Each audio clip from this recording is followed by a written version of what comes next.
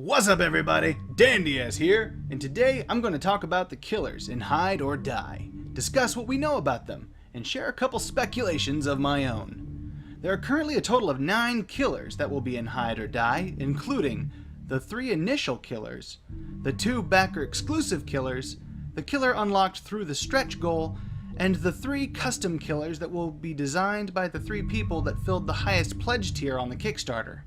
More information has been shared about the 3 initial killers and 1 bonus killer than any others, and so we'll discuss each of them individually. And to kick this off, I actually found a cool image on the Kickstarter that I suspect is the outlines of these 4 main killers. If my assumption is correct, this is the first glimpse we've ever been given of the child, scientist, and crackhead hunters, which is honestly pretty exciting, if I'm right of course. So let's break down what we already know about these killers, shall we? Okay. First, let's discuss the killer with the most info, the fisherman. The Kickstarter reads, "This hunter uses a modified fish finder that can scan the area for sounds using a parabolic mic. The best way to combat against this hunter type is to use hideables across the world to muffle your sounds and be sure not to sprint for too long. He may not be able to see you running, but he'll definitely be able to hear you. His weapon of choice is a harpoon gun, which has the nice ability to kill from range, but if he misses, you'll surely be able to escape." Not only have we seen some of this killer in action from the gameplay trailer, but this interesting character select screen can be found on the game's Kickstarter. Besides summarizing the fisherman's toolkit, this screenshot includes a brief biography, which reads, "A long time ago, this fisherman here would almost single-handedly feed the entirety of this small seaside village, every day and every night. He'd take his daughter out to the sea and come back with enough fish for everyone. Not only was it his responsibility, it was his purpose in life. As his daughter grew into adulthood, she also grew tired of the sea, and left the village to pursue her own dreams, leaving her father alone. Not only was he unable to abandon fishing, he didn't want to do so. But fishing for an entire village is not a one-man job. Yet, he still tried. On the first day, he went out to sea and came back tired, but with enough fish for everyone. On the second day, he went out again and came back even more tired. And on the third day, he just went out." Note that this might not be the final backstory for the fisherman. I suspect this mostly because of the ambiguity of the dev's comments about future game lore, and since we still don't know much about the darkness or how it fits into this game's story, it's hard to translate the final sentence of this biography with any certainty. I mean, did he die? Did he just disappear? Is he spectral or what? What we do know is that the fisherman wields a harpoon, which seems to kill in one hit based on the gameplay trailer, a net trap, which I assume is used to disable and slow the survivors, and a radar gun, which tracks movement. This killer sounds to me like a glass cannon. He can kill at range and has good tracking potential, but it says if he misses with his harpoon, you'll surely be able to escape. This makes me wonder if the fisherman has a long reload time, or if he will need to maybe retrieve his harpoon after each throw, giving survivors the chance to flee. Whatever the case, this killer will definitely keep survivors on their toes in open spaces. Hey guys, sorry to interrupt the video, but as I was getting ready to upload it, the devs released some new information about the killers, so I wanted to add it in real quick before I wrap this up. They covered a fair bit in this update, but this is the one paragraph I really want to draw attention to. The fisherman is a ranged hunter, and uses a harpoon gun to hunt his enemies. He doesn't move too fast, so don't worry about getting in a chase with this guy, but if you get impaled, you will need to desperately struggle to get away. If he pulls you in close enough, you are surely finished. This would imply that I was wrong in thinking that it was a one-shot kill from the harpoon, but it still means it's pretty bad news if he hits you. Okay, that was all. Sorry to interrupt. Continue. Second, let's discuss the child. The Kickstarter reads, "The thing about children is that they are unpredictable. Worse than that is their ability to climb into places you'd never expect them. The special ability of this hunter type is to hide in tall grasses, out of sight, or up above where you wouldn't expect them. He has the ability to ambush kill survivors and uses his toys as weapons.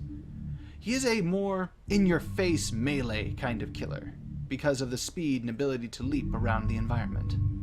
Beyond this description, little else is known about the child. I personally am curious to know how the child will use toys to kill the survivors, and the phrases about hiding up above and the ability to leap around the environment make me think that this hunter is built around mobility, which is honestly terrifying to imagine. I also wonder if the part about the ability to climb into places you'd never expect possibly indicates that the child will be able to use the same hiding spots as the survivors, which would be really interesting. If the child is able to sit in hiding spots, or maybe even plant toy traps in hiding spots, and is built around unpredictable mobility, I think this killer is going to be a fan favorite for jump scares. Third, let's discuss the scientist. The Kickstarter reads, "This hunter character utilizes technology in their weapons. One of their abilities is to place down electrified barriers that he can use to trap survivors into an area for a limited time. This allows them to essentially close off sections of the level and dynamically change how the survivors have to move around the world to complete fuse boxes. Their weapon of choice is an electrified baseball bat that is much more of a pummel type of weapon that gives you the nice feeling of beating survivors down until they die." I'm not exactly sure how the scientist lays down these barriers, or if the technology in his weapon implies more than just the electricity buff, but this hunter sounds to me like he'll possess the most map control.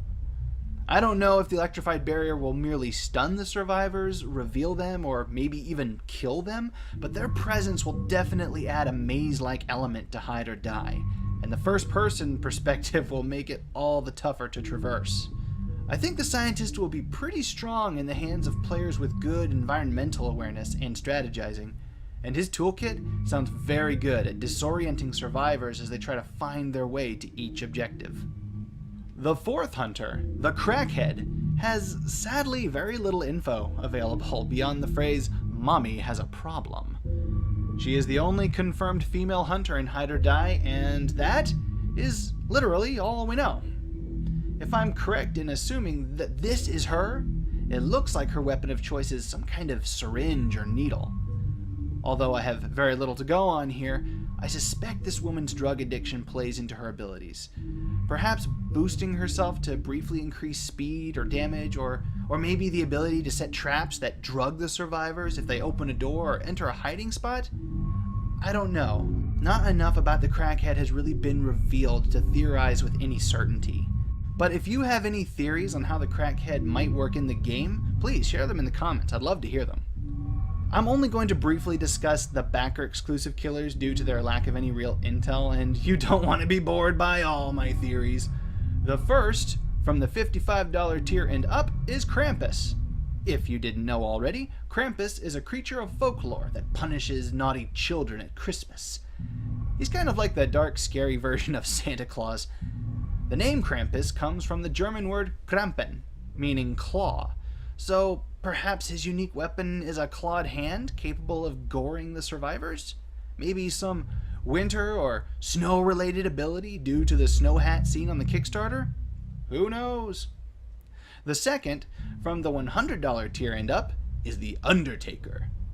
As with Krampus, no description has been given about this killer, so his toolkit and design are a complete mystery. Some have theorized that he will be the killer that can use the axe from the alpha gameplay due to the axe emblem seen on the Kickstarter, but you'll notice that Krampus also has that same emblem present, so that theory is kind of inconclusive. I don't know if this hunter is supposed to have supernatural qualities or not, so it's hard to theorize on how he will play.